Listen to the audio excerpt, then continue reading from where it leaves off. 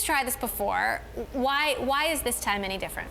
Well, Facebook has tried it before, but not in a way that really spoke to how people wanted to use search. They did something called graph search in 2013 that was really complicated. You had to say, like, my friends who like wearing high heels. You know, it just didn't make any sense. It was like talking to a robot.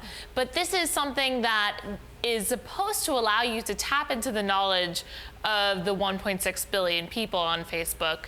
All the public posts bringing you information on what's happening right now, but also how to travel, what restaurants, everything. But it's within the Facebook walled garden. You can't do this search on Google, right? Right.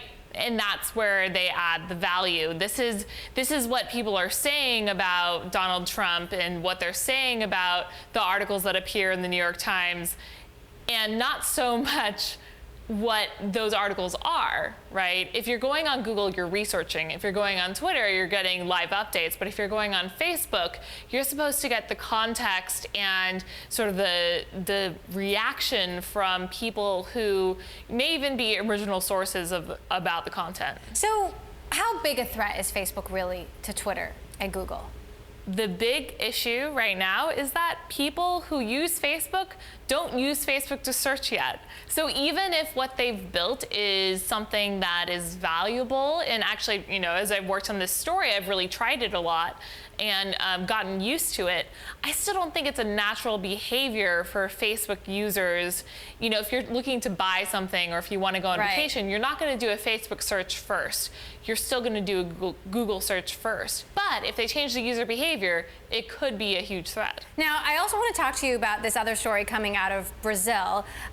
Brazil's communication minister saying that Google and Facebook are interested in using a $250 million undersea cable that'll link Brazil directly to Europe.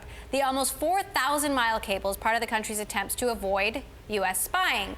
Brazil announced the construction of this link late last year after the U.S. learning that the U.S. National Security Agency was monitoring President Dilma Rousseff's communications. The system is expected to be operational in late 2017. So, first of all, what do we know about Google and Facebook's involvement in this?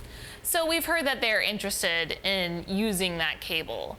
Now, whether that means they want to, you know, avoid U.S. spying, I don't think that that's the main reason. For Facebook and Google, anything that helps them send their data over faster speeds is extremely valuable right now, especially as they move into more video streaming, virtual reality, all of these methods of using the internet on smartphones that are going to be a lot more intensive with data. More broadly, you know, what with Mark Zuckerberg coming out sympathetic to Apple yesterday, but also not going all the way.